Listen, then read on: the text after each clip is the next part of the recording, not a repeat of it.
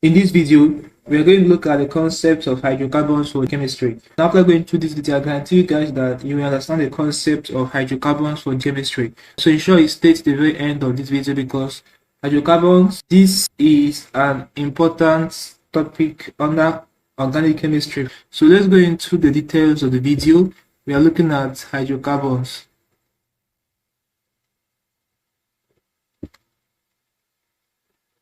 Now note that a hydrocarbon is any compound that is formed from carbon and hydrogen atoms only. So basically hydrocarbons only contain hydrogen and carbon atoms. They are the simplest organic compounds.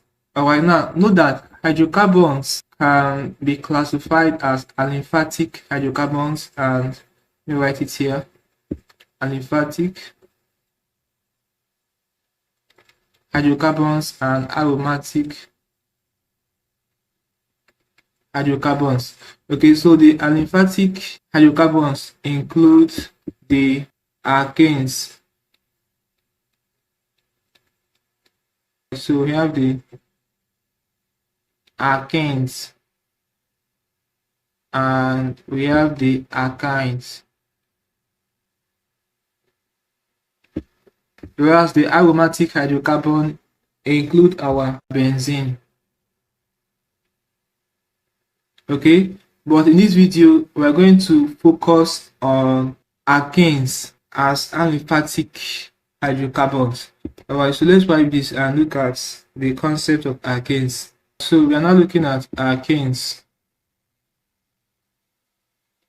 Now note that alkanes have the general formula to be CnH2n plus 2, and alkanes are saturated hydrocarbons. They have a single carbon-carbon bond in their structure. Okay, so they have a single bond in their structure. Now the members of the alkane family include our methane, we have our, this is N, we have our ethane, we have our propane, we have our butane, we have our pentane, we have our hexane, we have our heptane, we have our octane, we have our nonane, and we have our decane. Okay, now note that the first four alkanes are the methane, the ethane, the propane, and the butane. Very important. Okay, now let's say we want to draw the structure of methane. So methane have the chemical formula to be CH4.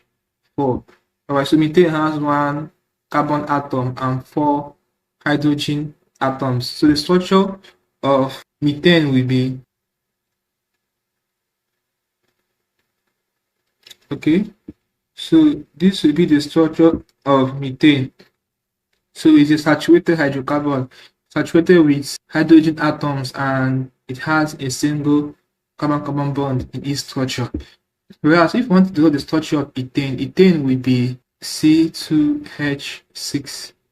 Okay, from this formula we have here, so it's going to be C2H6. Now the structure will be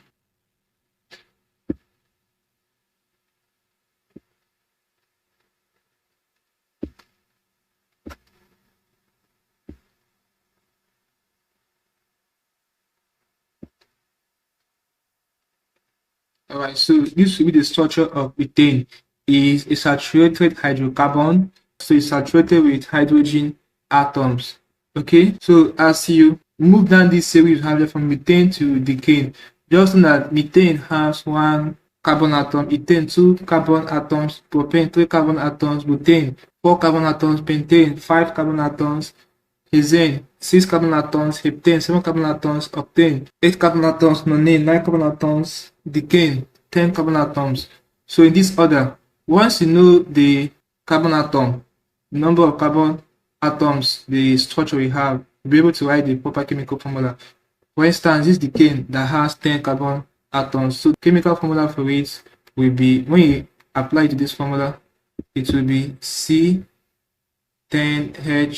Now, this 2 times 10, that's 20 plus 2 equals 22. So this will be the chemical formula for decane in that order. So that's how you can write the chemical formula of members of the alkane family and draw their structure, the chemical structure. It's as simple as that. Now, let's look at properties of the members of the alkane family. All right, very important. Let's look at the properties. Now, note that the alkane properties change as the chain gets longer. Just like here, the chain of ethane is longer than the chain of methane. If you also draw the chain of propane, it will be longer than the chain of ethane. So this is the chain I'm talking about. If we draw the chain of butane, it will also be longer than the chain of propane in that order. So decane will have the longest chain. The alkane or hydrocarbon properties change as the chain gets what? Longer. Very important. As the length of the carbon chain changes, the properties of the hydrocarbon also will change. For instance, the shorter the hydrocarbon chain, the less viscous the hydrocarbon will be. Okay, so basically what you can say is that as you move down the order here, or the series of alkanes here, the less viscous the hydrocarbon will be. So you can see that decane is less viscous than nonane. Nonane is less viscous than octane. Octane is less viscous than heptane. Heptane is less viscous than hexane, in that order.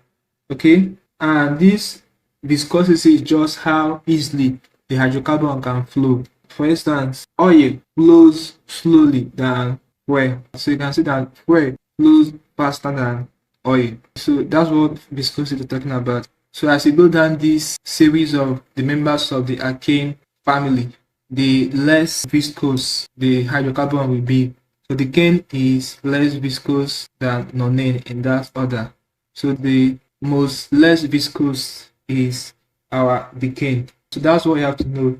Now note again that hydrocarbons with shorter carbon chains are also more volatile, which means that they have lower boiling point. So basically, as you also move down this series, the more boiling point the hydrocarbon we have. So you can see that decane has the highest boiling points in this family of alkanes.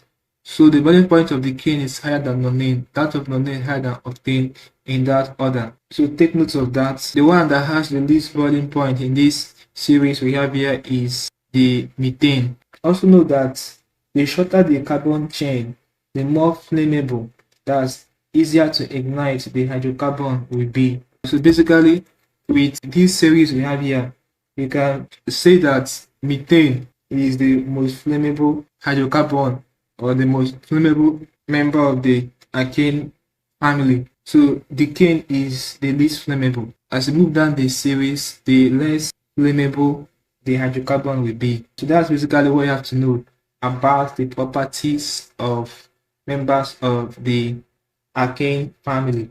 Okay, very important, guys. Now before we call this a class, let's look at the combustion of alkanes. Let's write this. So we are looking at combustion of alkanes. Now note that complete combustion occurs when there is plenty of oxygen. The complete combustion of any hydrocarbon in oxygen releases loss of energy. The only waste products are carbon dioxide and water vapor. Now let's look at the typical chemical equation for this. So basically, when hydrocarbons react with oxygen, when there is enough of oxygen gas or excess oxygen gas, we're going to have the products to be carbon dioxide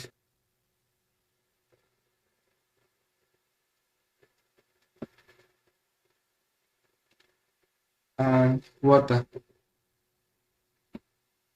So this will be the waste products of the reaction. Remember that energy is also released as well. Now let's look at a chemical equation for this. Let's say methane, which is a hydrocarbon under alkane.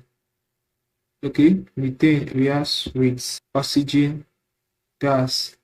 Alright, so it's going to give us carbon dioxide and water as waste products. Okay, now I balance this chemical equation. We have one carbon here, one carbon here. We have 4 hydrogen atoms here, 2 hydrogen atoms here. So you add 2 here. So hydrogen atoms are not balanced. What of oxygen atoms? So oxygen is 2 here, oxygen is 3 here, oxygen is 4 here rather. This 2 here plus this 2 here. Okay. So to balance this oxygen at the left, you're going to add 2 here as well. Oxygen is 4 here. Oxygen is also 4 here. So this is now balanced.